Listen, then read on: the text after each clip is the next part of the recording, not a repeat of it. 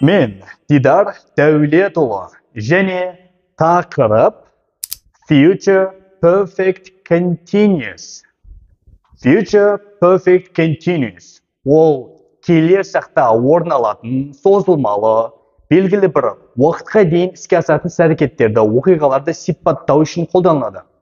Ал оның жасалу жолы мұндағы subject ол бастауыш, will have been көмекші етістіктері және ing жалғауы жалғанған кез келген етістікті қолдана аламыз. Бұл Future Perfect Continuous жақтағы етістіктер жақтарға қарай айтарлықтай ешқандай өзгеріске ұшырамайды.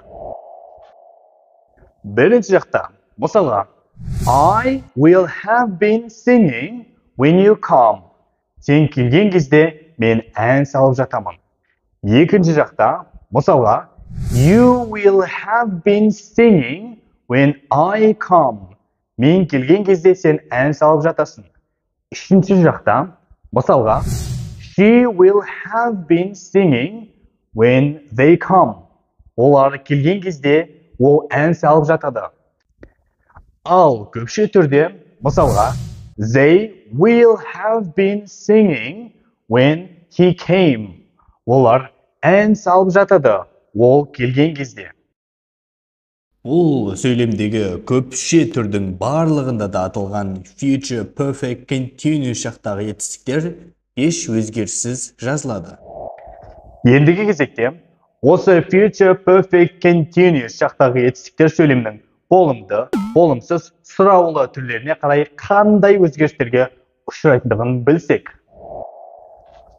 Болымды сөйлемде, мысалға, Әділет will have been watching TV by 10 o'clock. Әділет сағат 10-ға дейін телевизор көріп жатады. Мұнда will have been және ing жалғауы жалғанған кез келген етістік жазылады.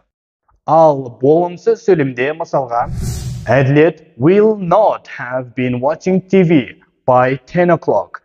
Әділет сағат 10-ға дейін телевизор көріп жатпайды.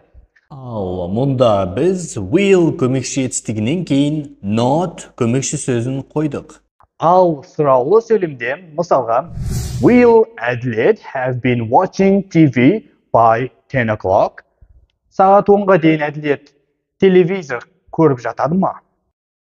Мұнда біз will көмекші етістігін есім мағынасын беретін немесе сөйлемнің алдына шығарып жібереміз. Ал қалған көмекші етістіктермен қоса ing жалғауы жалғанған негізгі етістікте өз орнында қалады. Енді қолданылу жағдайларына келсек, осы Future Perfect Continuous жақ сөйлемде екі түрлі жағдайда қолданыла алады. Бірінші жағдай, to show that something will continue up until a particular event or time in the future. Яғни, келешектегі белгілі бір уақытқа дейін созылып жататын әрекетті көрсететін шақ. Мысалға, James will have been teaching at the university for more than a year by the time he leaves for Asia. James Азиядан кеткенге дейін университетте 1 жылдан астам уақыт қызмет атқарады. Екінші жағдай ол to talk about something that finishes just before another time or action.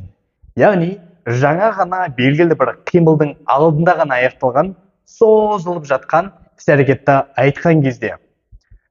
Мысалға, I will be tired when I got home because I will have been walking for over an hour.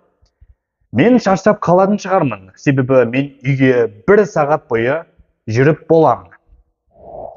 Осы Future Perfect Continuous жақтағы етістік пен Future Continuous жақтағы етістіктің арасында қандай айырмашылық бар? Мысалға, Future Perfect Continuous жақтағы сөйлем.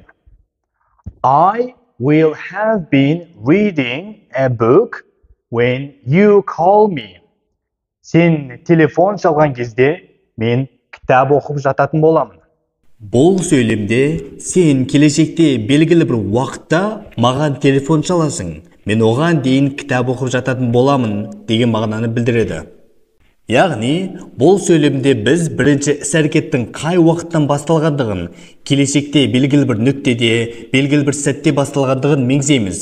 Бірақ, нақты қай уақытта іс-әрекеттің басталғандығы айтылмайды, және іс-әрекет ол телефон шалғанға дейін ғана жалғасады. Ал мысалға, future continuous жақтағы сөйлемде I will be reading a book when you call me. Сен телефон çalған кезде мен кітап оқып жататын боламын. Бұл сөйлемде бірінші іс-әрекеттің, яғни оқудың келер шақта нақты қай нүктеде, қай сәтте басталғандығы айтылмайды. Және екінші, ол іс-әрекет телефон шырылдағаннан кейін де ары қарай жалғаса беруі мүмкін деген мағынаны қоса білдіреді.